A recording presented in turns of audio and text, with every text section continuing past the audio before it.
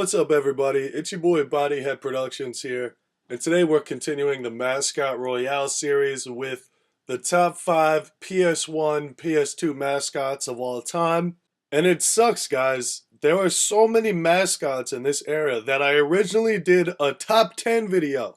10 mascots from the PS2, PS1 era. But while I was changing some edits, my computer froze, and I did not get the chance to save it, and my entire project ended up deleted.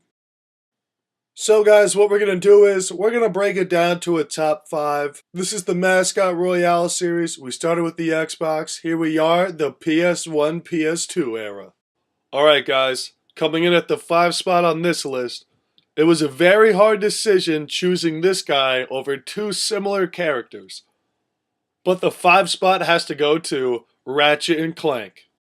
Now I know this is two people, but they're kind of a package deal, and you knew they were coming one way or another. So PlayStation had this very good build or model of mascot where they would personify animal-like creatures and just give them human-like emotions or elements. They took Sly Cooper, a raccoon, and turned him into a human-like thief. Jack and Daxter, I don't really know what animal Jack is, but they turned him to a dark, eco-fueled monster. Parappa the Rappa, I'm pretty sure he's a dog. He kind of looks like a panda too, but that's another personified animal-like creature. This was the model build for the PlayStation mascot. And the one who did it best was Ratchet and Clank. Coming from a huge Jack and Daxter fan, this is hard to put Ratchet and Clank in that 5 spot and not even putting Jack on it. But Ratchet and Clank just had the superior gameplay and a larger fan base. And it goes to show because it had next-gen console releases. It had a remastering. And if that doesn't speak to the legacy that these two characters have carried over through almost all of PlayStation's history, then I don't know what else does. Quirky humor and some of the best gunplay out of all PS2 games, Ratchet and Clank was a certified hit. That's why they're taking the number 5 spot on this list. Now let's make our way to number 4. We have Spyro. I think I smell a barbecue. Okay, so when I think of stopping power and legacy, I think of something that has stood the test of time. Spyro has stood the test of time. 3 games on the classic PlayStation 1, and then nothing but insults, imitation, and bullshit for years. They made a remastered Spyro that was awful. They started making just games about his dragonfly Sparks. None of these were the real Spyro games that we became to know and love. And then, after all that time, the Reignited Trilogy came. Spyro was remade on all 3 games for the PS4 and the most updated, glorious graphics we could possibly imagine. Now that just goes to show how much of a legacy this game had. It had almost zero consumer base for about a decade. Normally that would rile fans of the series up, and the next chapter in the series isn't that very well released. But instead, people didn't care. People weren't upset.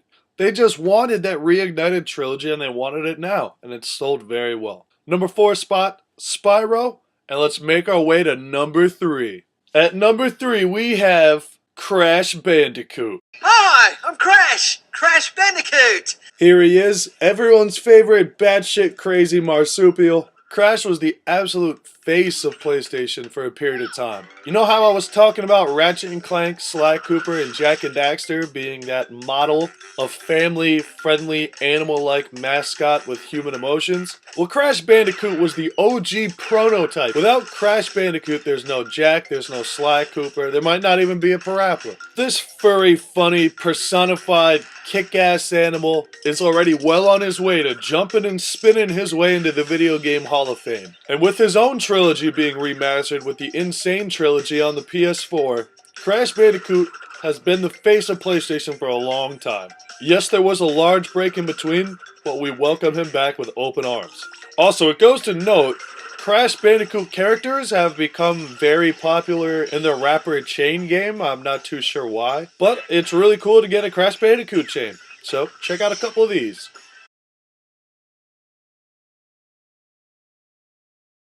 Alright guys, now we're going to make our way to the number 2 spot. Things sure are getting spicy. Here we have Kratos. By the gods, what have I become? So from about 2005 to 2010, Being a Spartan war god was the coolest thing a man could do. This all started with God of War in 2005. It really started the Spartan murder train momentum that was followed up with humongous success in 2006. No, God of War 2 did not come out in 2006, but a little film called 300 did. Now, I was in 6th grade when 300 came out, and that was as cool as it could get. So we had God of War, then 300, and then in 2007, God of War 2 came out. They all focused on the same ideology in the same area, and they probably shared both the same target market as well. All in all, genius idea to make this game the year before and the year after that movie. Through this, Kratos became the face of hack and slash video game violence. From ripping heads off, to ripping eyeballs out, to using humans as battering rams into other humans. Kratos knew how to shake a motherfucker down.